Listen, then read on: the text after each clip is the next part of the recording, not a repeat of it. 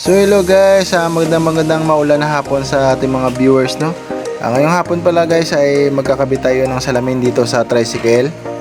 Dito na nga guys, pinatter na nga natin yung yung salamin dito sa windshield ng tricycle.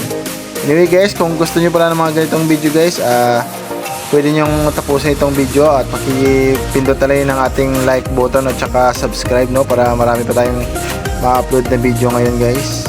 Ito na nga guys, tapos na nga tayo mag-pattern, no, ng salamin. At saka ikakata po natin yan guys. At ito na nga, sinimulan na nating ikat yung ating pinatter na salamin, no. Bali, guguhitan lang po natin yan ng carbide. Yan po ang ginagamit namin sa pagputol ng salamin. Bali, meron po tayong allowance dyan na 1/4 clearance para sa rubber ng ng windshield. Kasi yung rubber po niya ay 1/4 po yung allowance noon para sa salamin. So anyway guys, ganito pala tayo magkabit, no. Unang-una ipapattern natin, tsaka ikakat, at saka ikakabit natin. Sa mga hindi pa nakapag-subscribe guys, pwede na kayong mag-subscribe, no, sa ating YouTube channel Kentoy Works, para marami pa tayong ma-upload ng mga video guys. So ito na nga guys, medyo nahirapan tayo, no, sa pag-cut ng ating salamin kasi hindi natin maklaro masyado yung yung ating pattern kanina kasi maulan. Hindi nagmamarka yung ating marker kanina na ginuhit dyan.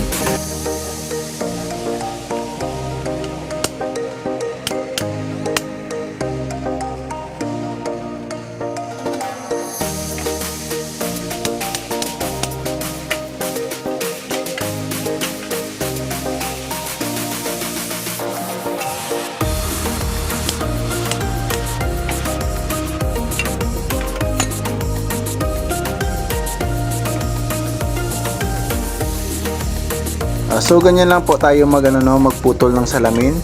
Una-una ginuhitan natin at saka tiktikin yung sa ilalim na bahagi at saka baliin natin. Yan na po guys ang kalalabasan niya, no, ng ating ikakabit na windshield.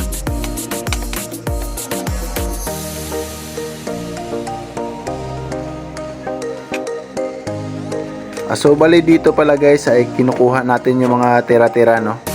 At saka hahasain na natin para mawala yung talim niya. Kasi mahirap na, baka tayo masugatan guys. Malaking problema. Mahal pa naman ang gamot ngayon.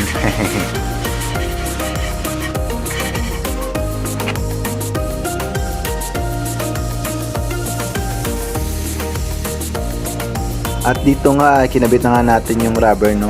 Bali ang rubber pala nito guys ay mayroong guide niya, no. Isang maliit na para sa lansya dyan sa sidecar, no, at saka sa loob na portion guys ay malaki para naman yun sa salamin.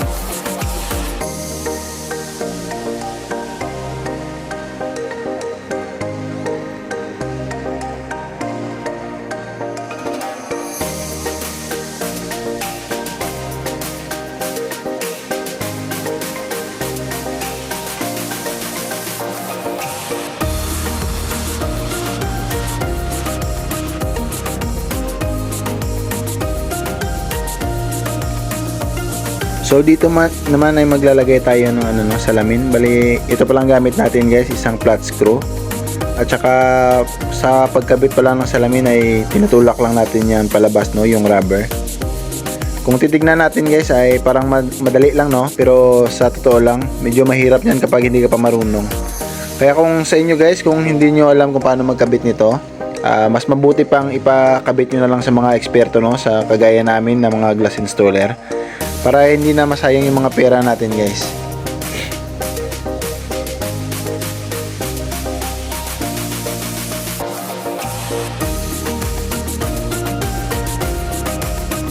At ito na po ang huling portion ng ating pagkabit ng ating windshield sa ating tricycle. Kinakabit po natin ay lock, rubber din po yan. Bali ginagamitan lang natin yan ng DIY na pang lock, no.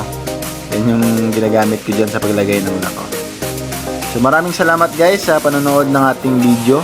Sana nagustuhan nyo ang video natin na ito, no. Huwag kalimutan mag-subscribe sa ating YouTube channel para marami pa tayong video na magagawa guys, ha. Maraming salamat guys.